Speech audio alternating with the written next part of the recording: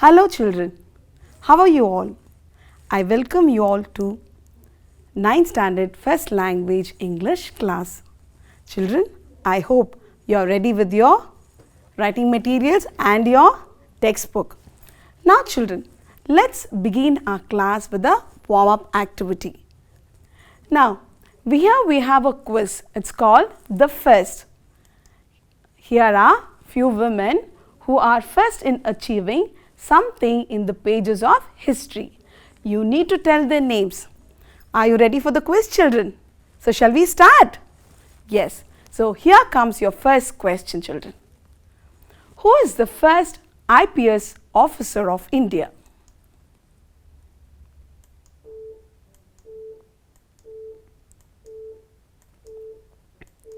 You are ready with the answer? Yes, it's Dr. Kiran Bedi. Second question. Who is the first woman judge of Supreme Court of India?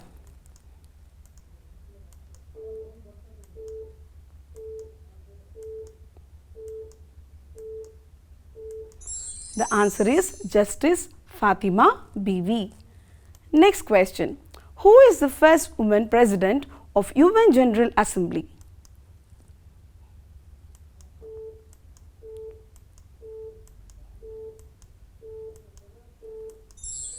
Yes, this is Mrs. Vijayalakshmi Pandit. Who is the first woman president of India?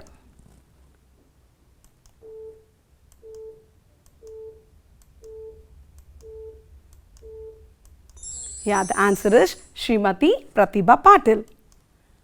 Who is the first woman Prime Minister of India?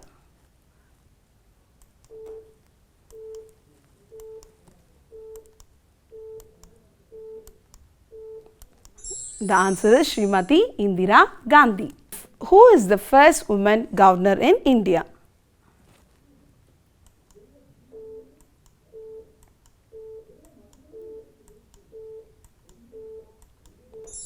Yes, it is Sarojini Naidu. Children, we should be very proud of these women, isn't it?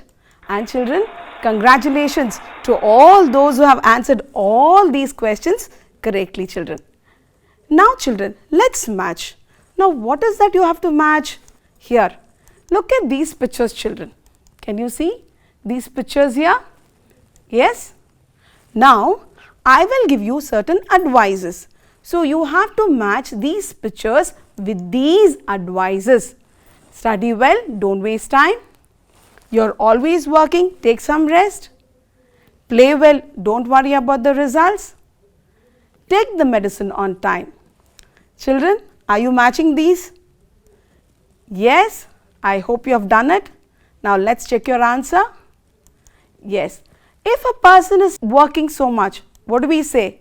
We say, you're always working, take some rest, don't we? And if it's a teacher, and teacher would always say, study well, don't waste time.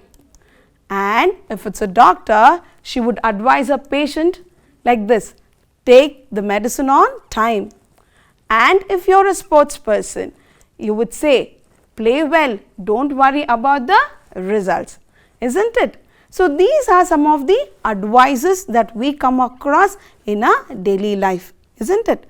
Now, children, they say right words said at the right time can change your life.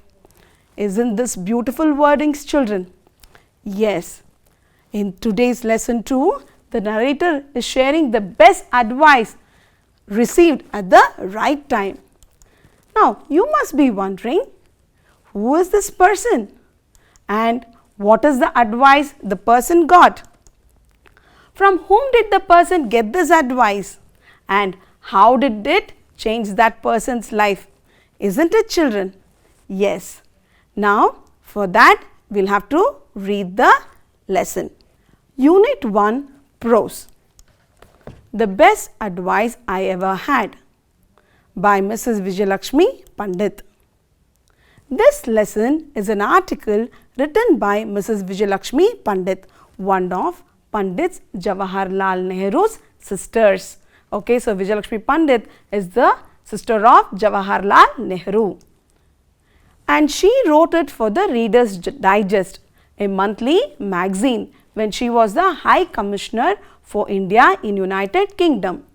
Okay, so this is a Reader's Digest magazine for which she wrote the article. Now children, let's read the lesson. The best advice I ever had came from one of the greatest souls the world has ever known, Mahatma Gandhi, on a sunny afternoon a decade ago. Most people pass through a period of anguish when their belief in humanity is at a low ebb.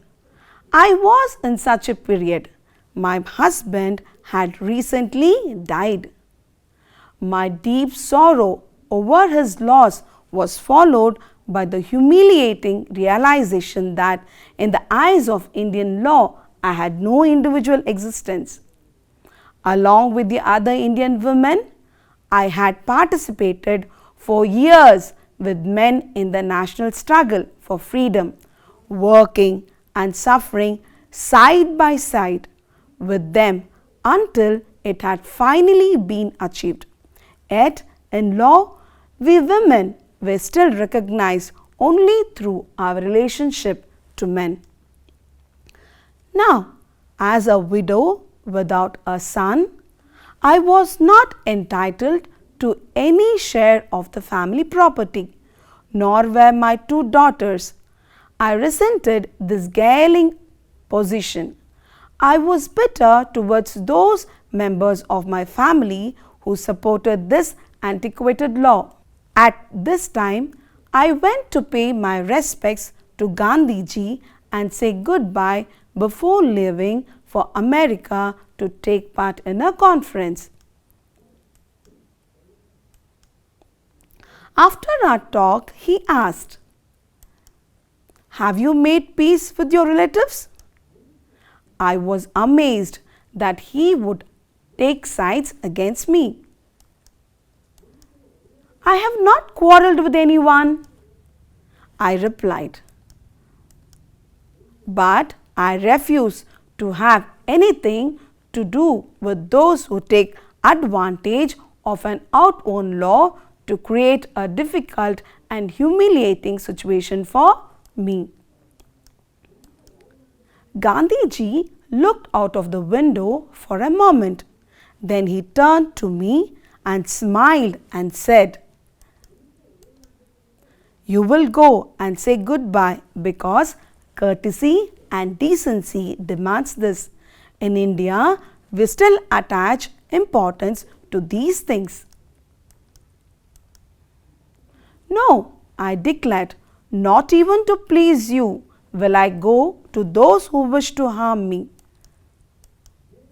"No one can harm you except yourself," he said, still smiling. "I see enough bitterness in your heart to cause you injury unless you check it." I remained silent and he continued, "You are going to a new country because you are unhappy and want to escape. Can you escape from yourself? Will you find happiness outside when there is bitterness in your heart? Think it over. Be a little humble. You have lost a loved one. That is sorrow enough. Must you inflict further injury on yourself because you lack courage to cleanse your own heart?" His words would not leave me. They gave me no peace. After some days of severe struggle with myself, I finally telephoned my brother-in-law. "I would like to see you and the family," I said before leaving. I hadn't been with them 5 minutes before I sensed that my visit had brought a feeling of relief to everyone.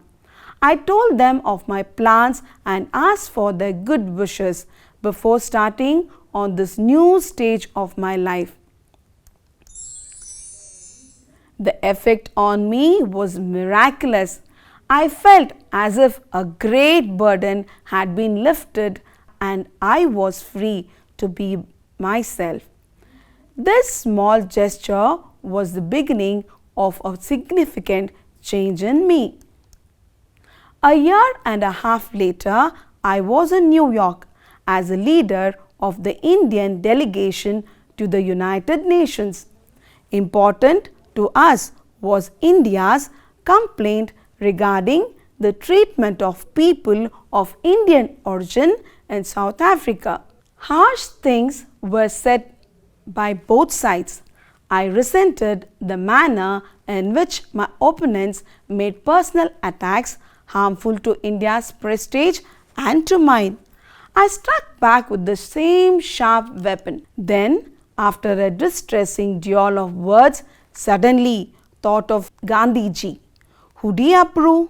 To him, means were as important as the end. In the long run, perhaps more important.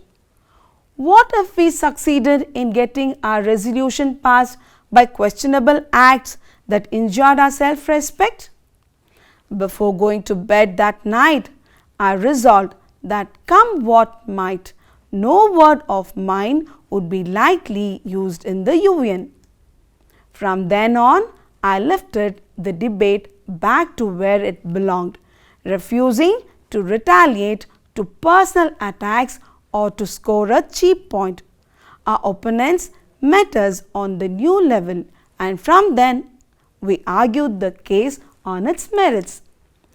Before leaving the committee room on the last day, I went up and spoke to the leader of the opposing delegation. I have come to ask you to forgive me if I have hurt you by any word or action in this debate. He shook my hand warmly and said, I have no complaint. It was good to feel right with him, but even better to feel right with myself. Once more, Gandhiji's advice had saved me from myself. Now children, you just listen to the lesson, isn't it? Now, some words were highlighted in red. Did you see that? Now, what you are supposed to do is, we have to replace the meaning with the word. Shall we do this task, children? Yes. Now, see this picture and see the statement. People watched in severe pain as fire spread through the house.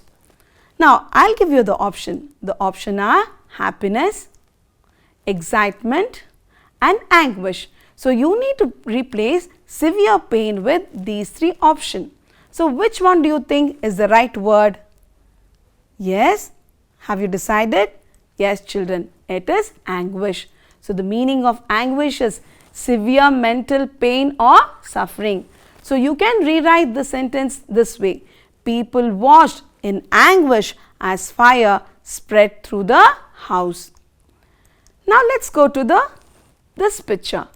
Oh, look at Abdul. Abdul is being low in spirit as he has lost his job. So, let's see the options, children. High in spirit, at a low ebb and feeling happy. So, here children, you need to replace being low in spirit with the right word. So, which phrase will suit here, children? Yes, at a low ebb. So, the meaning of at a low ebb is being low in spirit. So, you could write Abdul is at low ebb as he has lost his job. Yes, children. Now, look at this picture, children. Now, you can see in this picture that the grandpa doesn't seem very happy. No, some old people feel better being dependent on others. So, what could we replace this words with? Resent, like or enjoy? Yes, here you could replace it with resent because resent means feeling bitter. So, you could write your statement like this. Some people resent being dependent on others. Now, children, look at these two. I think they are in a fierce argument, isn't it? Now, you could say, if someone insults you, don't react as it only makes the situation worse. So, here you could use these words. Use the correct word using this option. For example, accept, give up or retaliate. So, which word would suit better, children? Yes, it is retaliate, because retaliate means to react. So, if someone insults you, don't retaliate, as it only makes the situation worse. Yes, children, so far you have learned few words, isn't it? Now, let's understand the lesson. So, how shall we do that? I will ask you few questions, children, very simple ones. So, by answering the answers, you could also understand the lesson. So, are you ready? Yes. Now, who is the narrator of this lesson, children? Yes, you know, it is Mrs. Vijayalakshmi Pandit. And another thing is that, children, we need to feel proud that in 1953, Mrs. Pandit became the first woman to be elected as the President of the UN General Assembly. Children, in the second paragraph of this lesson, Vijayalakshmi Pandit says this: most people pass through a period of anguish when their belief in humanity is at low ebb. Now, what is the tone of the speaker in the beginning of the lesson? Yes, she is a little bit low. She is a little bit depressed and anguish. Mrs. Pandit was passing through a period of anguish because, yes, the options are: she had lost her property, is it she had participated in the struggle for freedom, or C, she had lost her husband. So, which option do you think is the answer, children? Yes, Miss Pandit was passing through a period of anguish because she had lost her husband. She continues saying, my deep sorrow over her loss was followed by the humiliating realization that in the eyes of Indian law, I had no individual existence. Now, why did she feel she did not have any individual existence? Yes, although along with the other Indian women, she had participated for years with men in the national struggle for freedom, working and suffering side by side, her importance was measured only through her relation with her husband. How many children did Mrs. Vijayalakshmi Pandit have? Yes. Is it 2 daughters? Is it 2 sons? Or 1 son and a daughter? So, which is the right option, children? Yes, you are correct. She had 2 daughters. Now, she continues saying, I was bitter towards those members of my family who supported this antiquated law. The meaning of antiquated here means outdated law, children. Now, here Mrs. Pandit speaks about this antiquated law. What is referred to as antiquated law? The antiquated law referred to is that a widow without a son was not entitled to any share of the family property. So, you know that Vijayalakshmi Pandit had just 2 daughters, she did not have a son. So, how did this antiquated law affect Mrs. Pandit? Yes, as she was a widow without a son, she was not entitled to any share of family property, nor were her 2 daughters. So, how do you think her reaction towards her family members would be? Yes, she was bitter towards those members of her family who supported this antiquated law. Whom did Mrs. Pandit go to meet before leaving for America? Is it Gandhiji or Nehru? Yes, your answer is right. It was Gandhiji. What did Gandhiji want Mrs. Pandit to do before going abroad? Did he want her to meet her relatives, fight with them for her share, or to meet her relatives, make peace with them? Yes, the answer is to meet her relatives, make peace with them. Now, why did Gandhiji insist Mrs. Pandit on making peace with her relatives? If Mrs. Pandit goes without making peace with her relatives, the heart feeling will remain in her heart and she will never have peace in a new country. So, how did Gandhiji make Mrs. Pandit meet her relatives? Because Mrs. Pandit was not ready to meet her relatives because of the bitter feeling, right? So, Gandhiji made her realize the complexity of the situation. He pointed, forgiving others is the only way to keep us in peace. So, according to Gandhiji, Mrs. Pandit wanted to go to America because, is it because she wanted to see America, or is it she wanted to escape from the bitterness in her heart towards her relatives, or she wanted to meet her friends? So, which is the right option, children? Yes, your answer is right. She wanted to escape from the bitterness in her heart towards her relatives.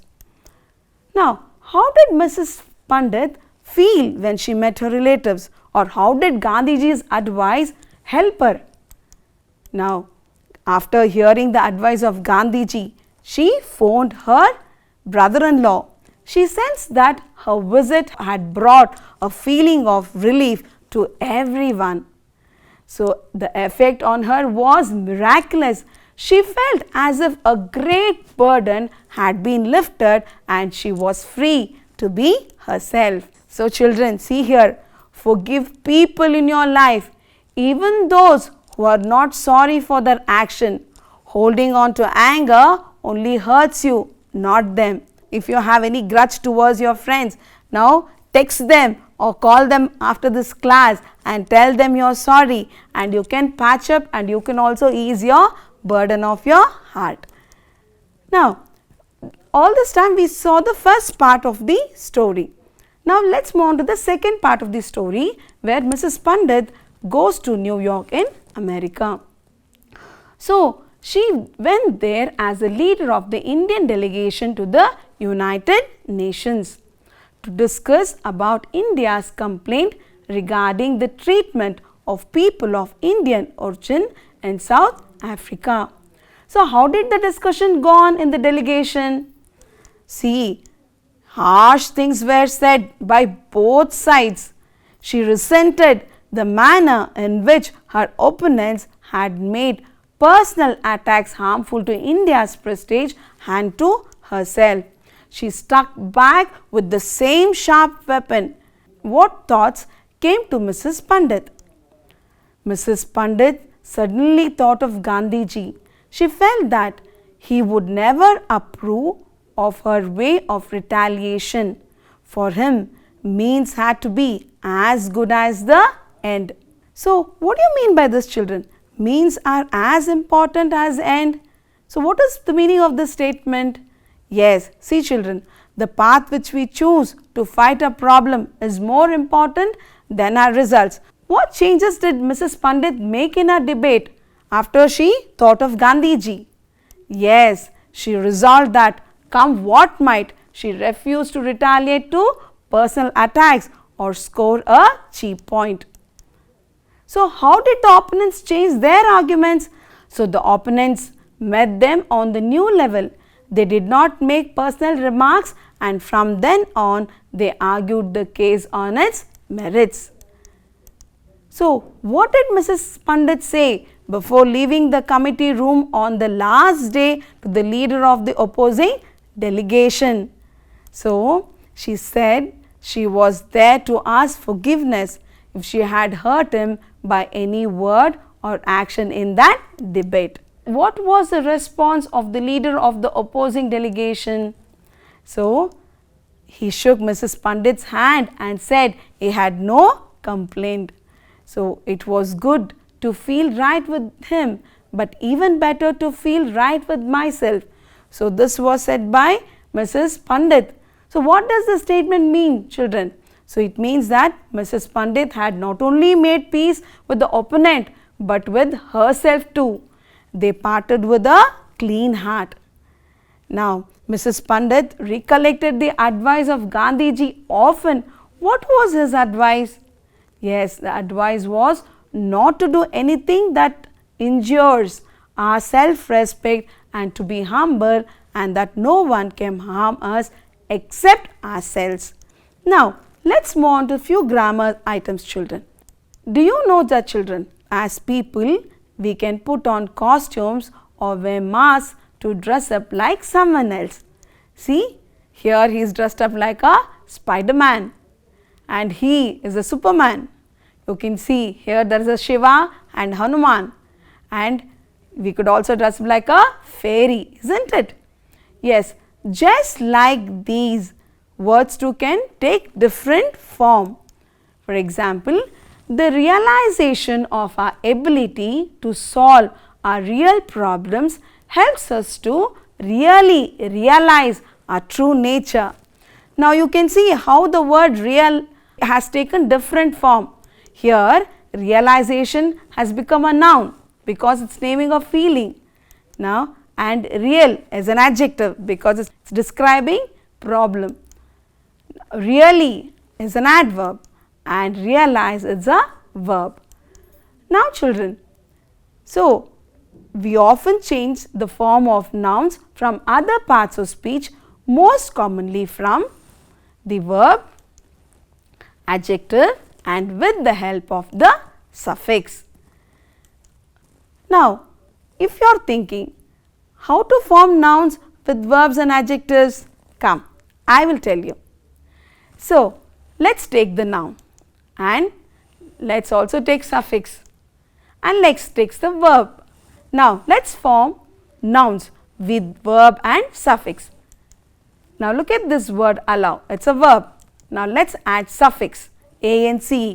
So, what does it become? It becomes the noun allowance.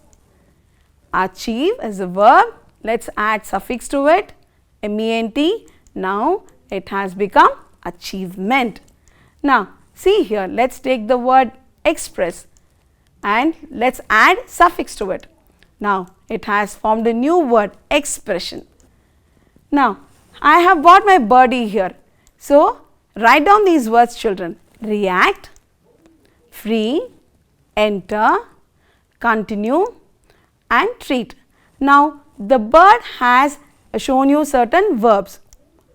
You have to add these proper suffix to it: ation, ance, dom, ion and ment. So, add those words with these suffixes, children, to form a new noun. So, let us see if you have done the answers correctly. So, let us see the formation of nouns using the verbs with the help of the bird. So, reaction, freedom, entrance, continuation and treatment. Here, children, you have to take care of the spellings as well. Okay. Now, the another task is you have to match the suffixes which are used to form the nouns from adjectives. Now, let me give you these adjectives. See, patriot, just, cruel and kind. So, now let us take the suffix ice, ness, ism and ly. Now, children, you have to match these adjective and the proper suffix and form the noun. Yes, have you done it, children? Now, shall we check your answer? Yes, it is patriotism, justice, cruelty and kindness. Very good, children. Congratulations, you have done a wonderful job. So, children, we have come to the end of a beautiful lesson. So, the other rest we will do it in the next class. Okay, now let us see the assignment. The first question is, why did Mrs. Pandit did not want to meet her relatives? How did Gandhiji's advice help Mrs. Pandit in both the instances in the lesson? We learned a beautiful lesson. What is that? We have to forgive others, isn't it? Okay, thank you once again and meet you all in the next class. Thank you.